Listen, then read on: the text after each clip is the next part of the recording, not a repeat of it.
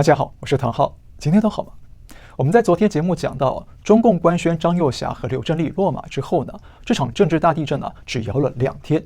从1月27号开始呢，一切又回归了平静，党媒上再也看不到任何批判张又侠的文章，一切好像都雨过天晴了。怎么看呢，都不像党国最高领袖斩杀了最大军头的血腥斗争，对不对？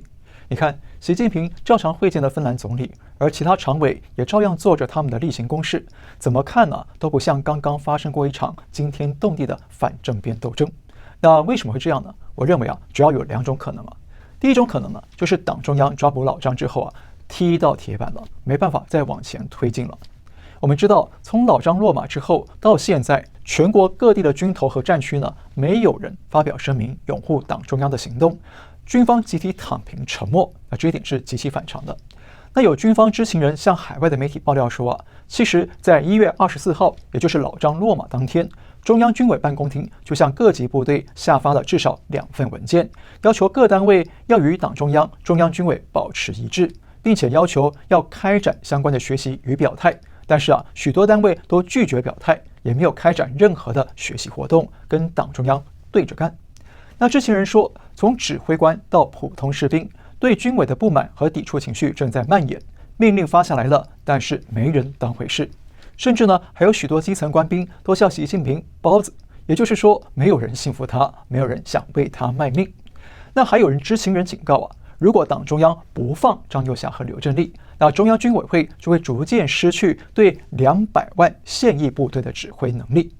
那很明显习对老张的清洗引爆了军方的强力反弹。因为习虽然是军委主席，但是呢，他只是个没打过仗的文官。可是他现在却把真正军事出身的几个武官都给斩杀了，这让全军上下非常的反弹，所以就出现了消极抗命和集体沉默的怪象。那这也说明了共产党过去由上而下的单向权力体制呢，现在遭遇到了由下而上的草根抵抗，已经出现了权力松动的破口了。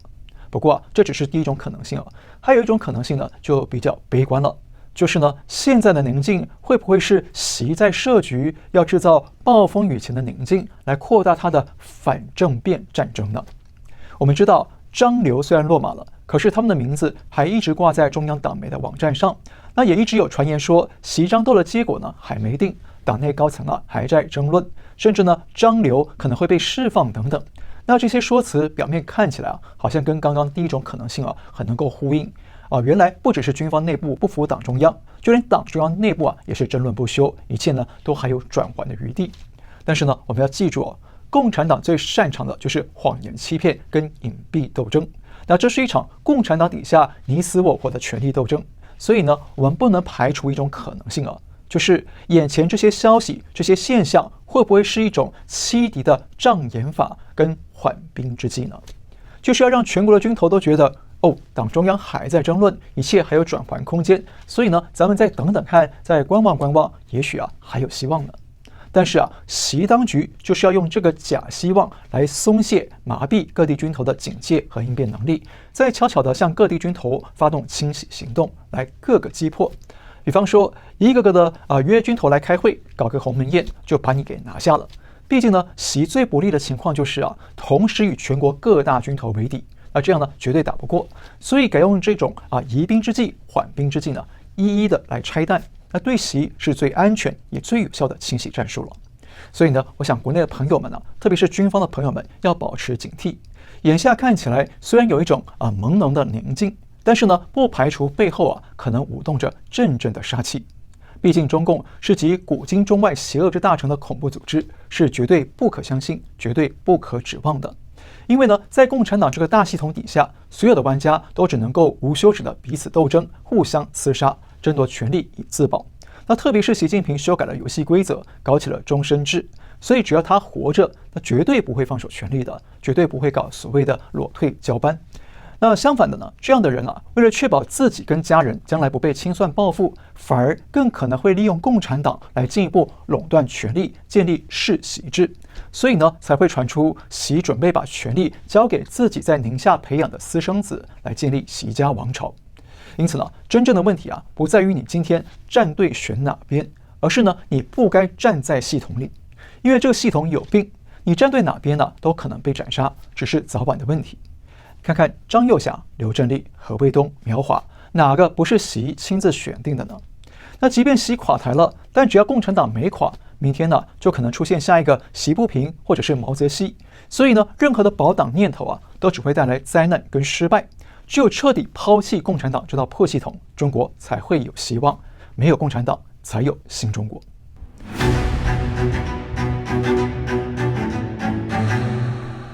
虽然共产党是中国最根本的祸乱来源但是很有趣的是呢，现在整个局面看起来刚好有3股强大的力量正在打击共产党。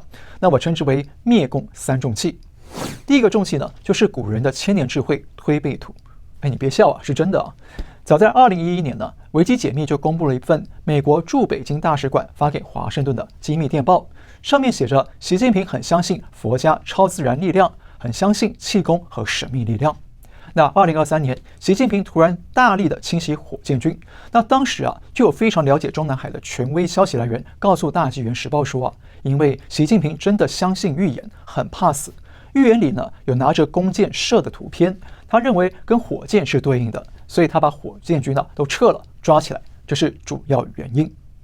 那什么预言里有弓呢？就是大家最熟悉的推背图了。推背图第46项说有一军人身带弓，只言我是白头翁。东边门里伏金箭，勇士后门入地宫。那当时习近平首先清洗的就是弓，也就是火箭军。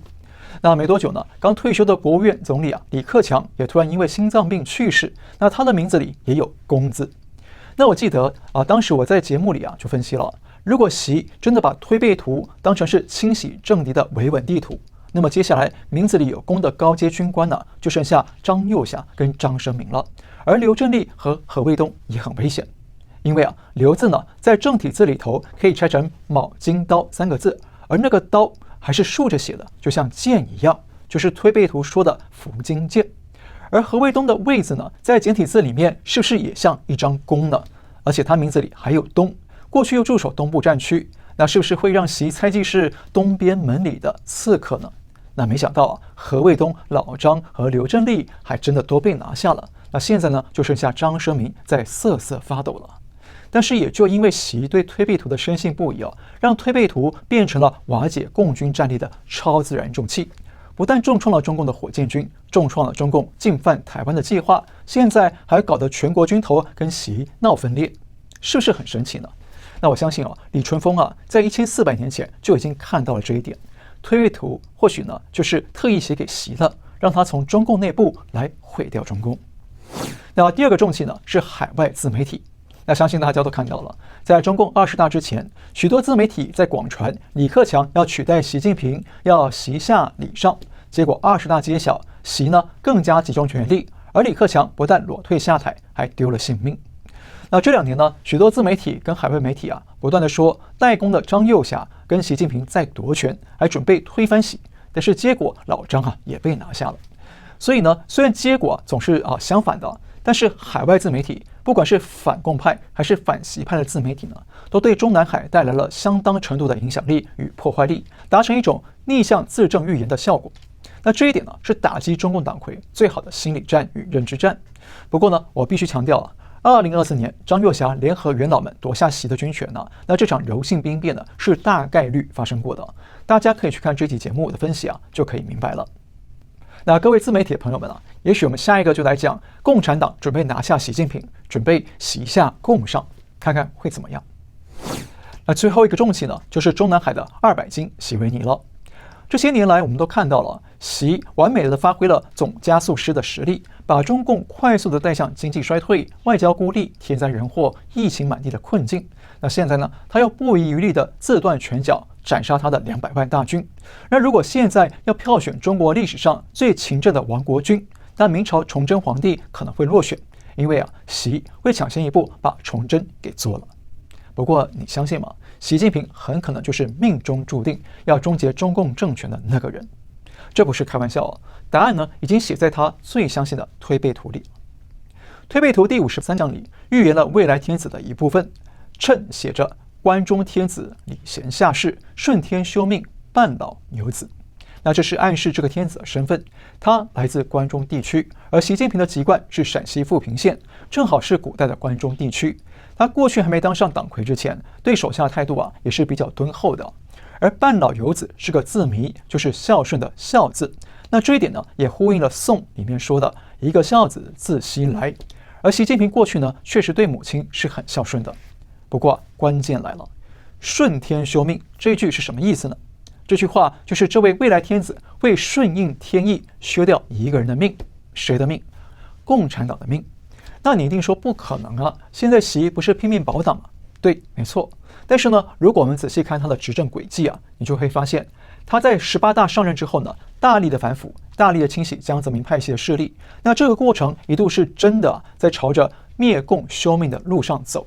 但是呢，到了19大之后，2017年，习近平带着常委们到上海一大纪念馆去参观，还带着他们跟中共血旗来发誓。从那时起习就转向了，他开始拼命的保党，也开启了他的集权独裁之路，一路走一路错，一直错到今天。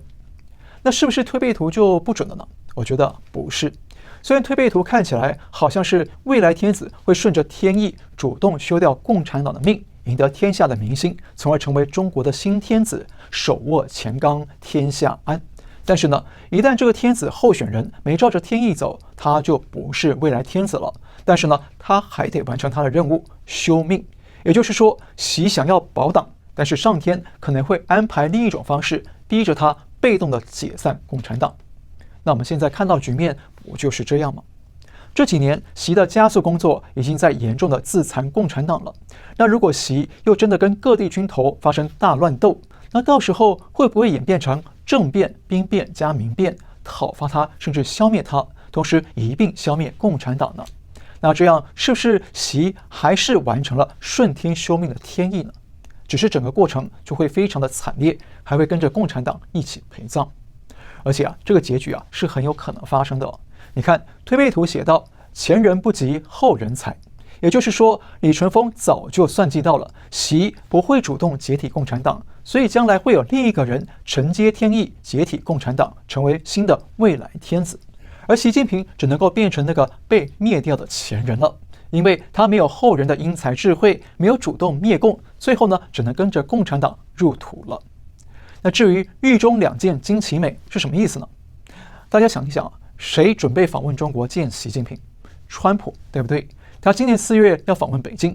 那川普是美国总统，那他在2017年就曾经访问过北京，那今年就是第2次了。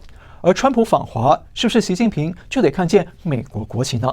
那这是不是狱中两件惊奇美呢？那两件惊奇美之后，就要前人不及后人才了。因此很讽刺的是呢，习近平相信推背图，他按着推背图除掉对手，想保党保权力。但是推背图却也预言了，一旦他不顺天而行，最后很可能会跟着共产党一起被休命，因为灭共才是天意。尤其是现在全世界有超过4亿5700万中国人发表声明退出中共的党团队组织，那这说明了中共早就不得民心，人民都想要抛弃中共，想要找回传统的自由中国。那如果谁能够看懂这个天象大势，顺天而行，才能够真正的为自己、为中国开创新的未来与希望。那不晓得您认不认同这个看法呢？欢迎留言告诉我们。好，那今天聊到这里，感谢您收看，我们下次再会。